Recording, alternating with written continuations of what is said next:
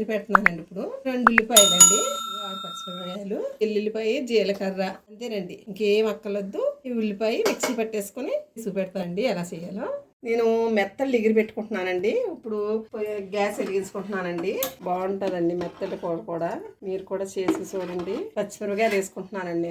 నేను ఉల్లిపాయ, జీలకర్ర, ఎల్లుల్లిపాయ రేఖలు అంతేనండి. ఇంక నేను మసాలా ఏమేనండి వేసుకున్నానండి. ఇదిగోండి ఈ ఉల్లిపాయ వేగిపోయింది.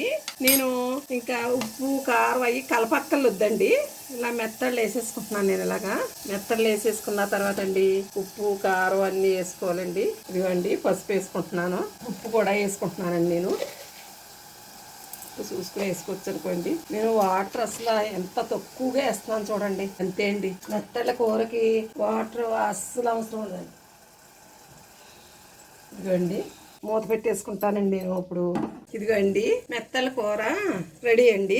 ఉడికిందేమో చూద్దాం. అయిపోయిందండి. ఇదిగోండి చక్కగా అదిగోండి మెత్తల కూర చూడండి. తీసేసుకోవచ్చండి, మన బౌల్లోకి తీసేసుకోవచ్చు. అయిపోయిందండి.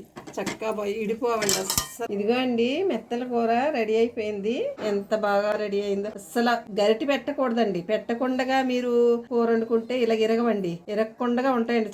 చేపల్లా ఉన్నాయండి. ఈ సముద్రం అండి, మెత్తళ్ళండి సముద్రాన్నే ఉంటాయండి. ఇవి చాలా బాగుంటాయండి. బాలింత్రాలకి అయ్యి చాలా మంచిదండి.